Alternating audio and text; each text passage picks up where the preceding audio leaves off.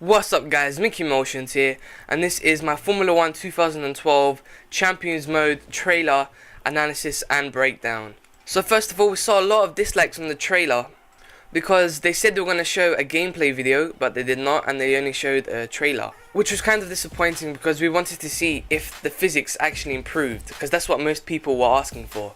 Because what people hated about Formula 1 2011 was that the physics were too easy for people to drive. They would use the 11-11 glitch, and if you don't know that glitch, the link will be in the description, and it would be so easy for everyone to go really fast. It's really a cheat. So as you can see here, we got little improvements into the graphics. We got better shadows and better reflections, as you can see here. So if we look at this Lotus here, we got much more detail and the graphics seem to be a lot better. However, we did see issues with the PS3 version because it seemed like the graphics settings were too high and the FPS was really low.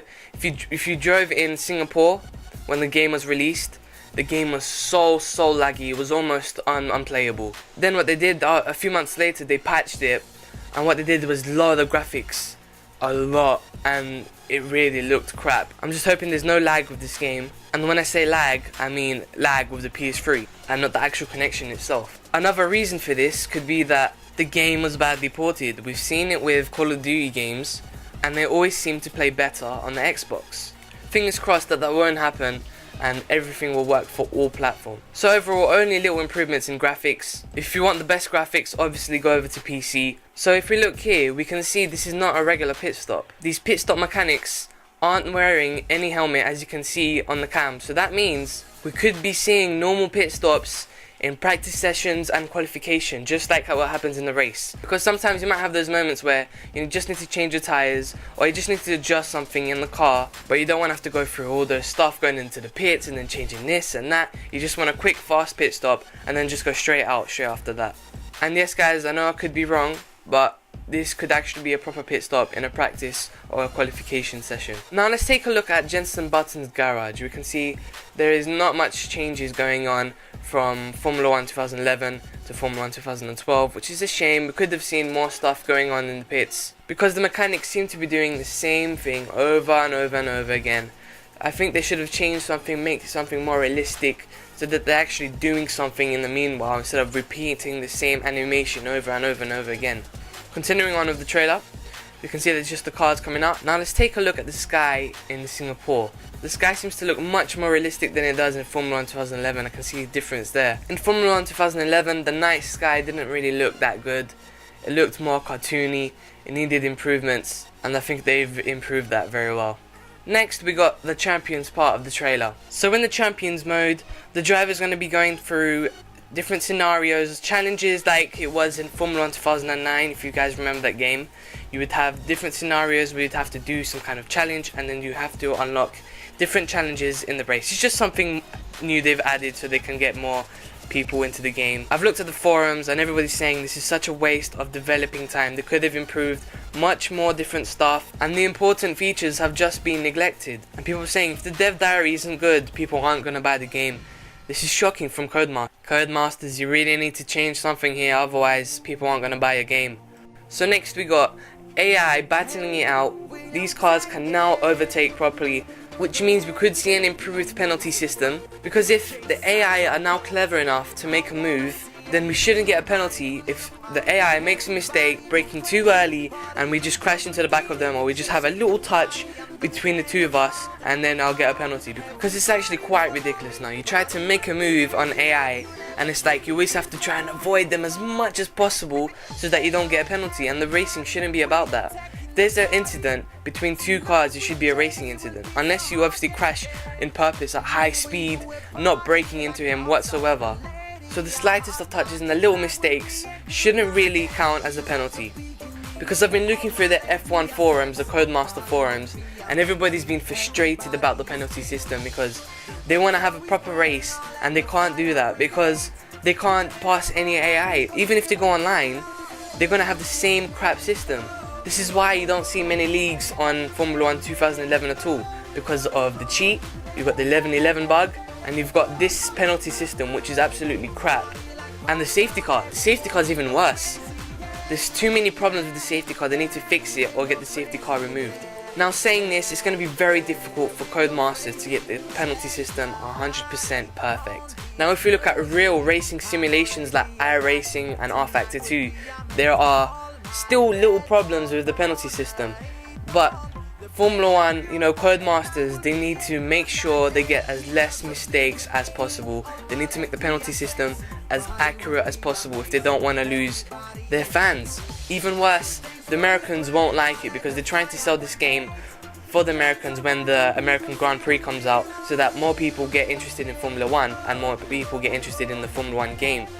So if the penalty system is crap, then the people are going to be frustrated, and then they're going to put that in forums, then they're going to make it in videos. So then it's going to make Codemasters look really bad and people won't buy Formula 1 2012. However, if they can fix those problems, then Formula 1 2012, Formula 1 2013, all those Formula 1 games that Codemasters are going to make are going to be really successful. So here we got little improvements on the pit stops. Not really much changes going on here. Okay, so here's the point that Alex Zaffo was trying to make. He said that the AI were going to make mistakes, and I agree on that. However, I think this is actually showing now that you can actually recover from situations where you almost spin off, because look at this track, it's completely wet. If you did this on a normal track, traction control off, you would have spun off. There is absolutely no doubt about that. You would have gone straight into the wall of champions with no grip, no traction control. You would have gone straight off, straight into the champions wall. You would have lost your tires, you would have lost your front wing. Because in this game, if you make a mistake, you're almost like a passenger. Now from Formula 1 2010 to Formula 1 2011, they fixed that and they tried to make those physics much better when you turn into the corners, so you can actually recover from mistakes. And what this is that they're trying to improve even more so that you can actually make sure you don't crash into the walls, because there are some situations where you can't actually recover from making a mistake. In real life, okay, there are going to be situations where you spin and you're off straight away, that's it, you're finished.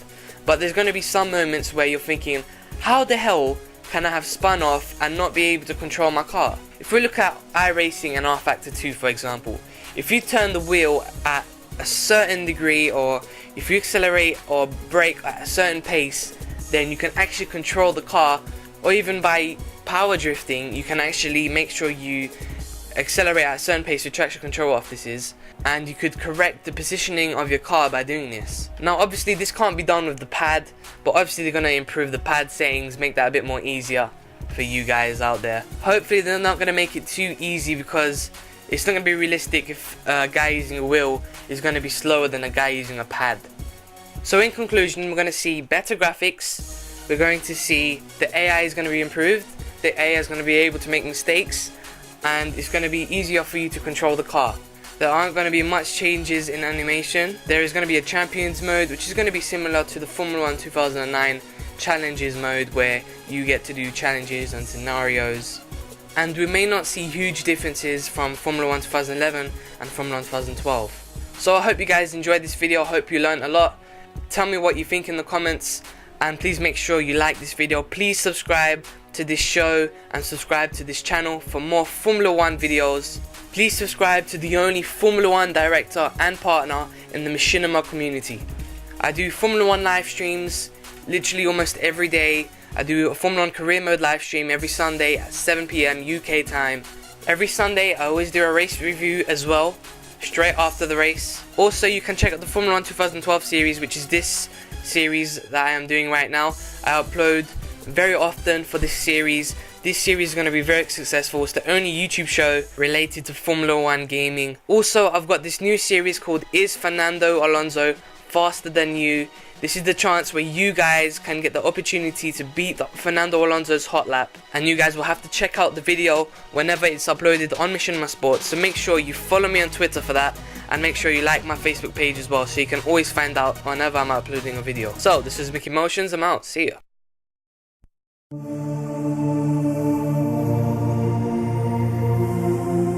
Hey, William Tech, yeah, JD Music, DJ Sergeant, go. I wanna see you lose your mind, Everybody be crazy, party is just beginning. Shake, shake your body, I'm the